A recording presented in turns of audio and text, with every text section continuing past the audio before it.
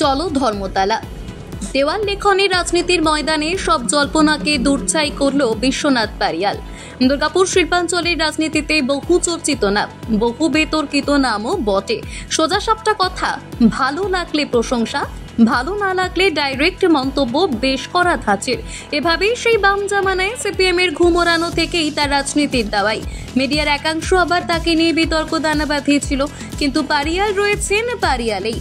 আজ আবার তাকে রাজনীতির ময়দানে দেখা গেল, তবে এবার রং তুলি হাতে। দুর্গাপুর এখন সরগরম। আসছেন নামুজি 18 জুলাই। দুর্গাপুর শিল্পাঞ্চলের সাজো সাজো রব। আসছেন প্রধানমন্ত্রী। এবারের প্রধানমন্ত্রীর সভা বনাম ধর্মতলা একেবারেই রাজনীতির বাজার গরম করে দিয়েছে। পিছিয়ে বাম আর কংগ্রেস। পারিয়াল আজ 31 নম্বর ওয়ার্ডে দেওয়াল লিখন শালীন কর্মীদের নিয়ে নিজেও তুলি ধরলেন। তিনি বলেন, 21 জুলাই মামাটি মানুষের দলের কাছে একটা আবেগ।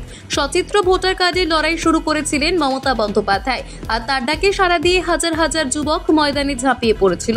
জ্যোতি বসুর পুলিশ ট্রিগার হ্যাপি হয়ে উঠেছিল। প্রাণ গিয়েছিল 13 জনের। এই লড়াই বাংলা কোনোদিন ভুলবে না।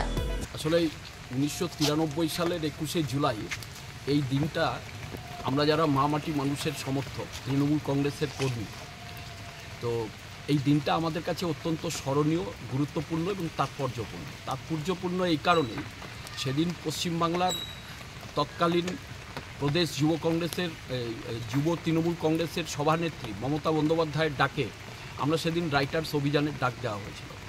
তা আমরা সেদিন বাংলার লক্ষ লক্ষ তরুণ যুবক সেদিন সেই আন্দোলনে সামিল হয়েছিল।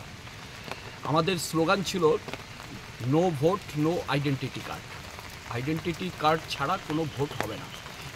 দুর্গাপুর থেকে বিধানচন্দ্র গাঙ্গুলির রিপোর্ট, নিউজ বঙ্গলেখনী।